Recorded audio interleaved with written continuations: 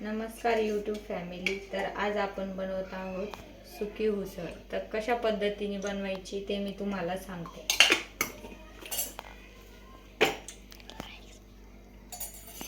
सगळ्यात आधी लसूण, त्यानंतर जिरे, थोडीशी मोहरी, त्यानंतर हा कापलेला कांदा आहे। मी 2-3 मिरच्या कापून घेतल्या आहे। तुम्ही तुमच्या चवीनुसार जास्त किंवा कमी घालू शकता।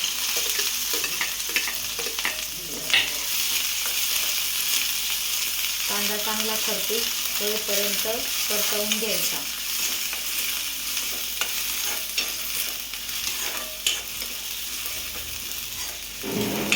अशा पद्धतीची उसळ तुम्ही तुमच्या मुलांना टिफिनवरही देऊ शकता।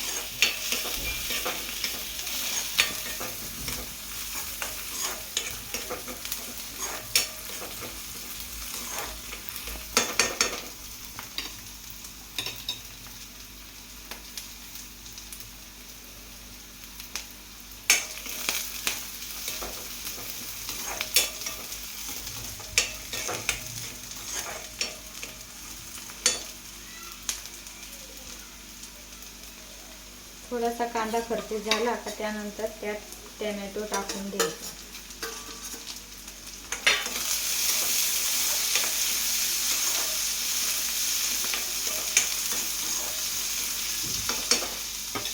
टोमॅटो नरम होण्यासाठी यातच मीठ टाकून घ्यायचं।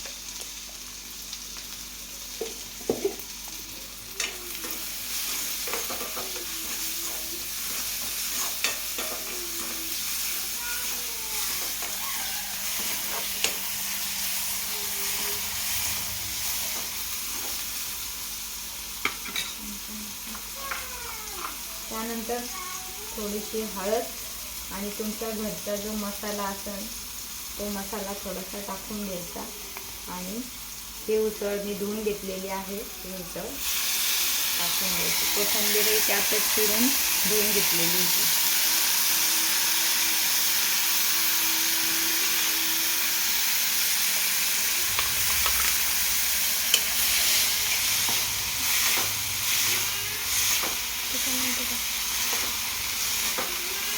त्यानंतर उसळ पूर्ण फ्राय करून घ्यायची। त्यात छान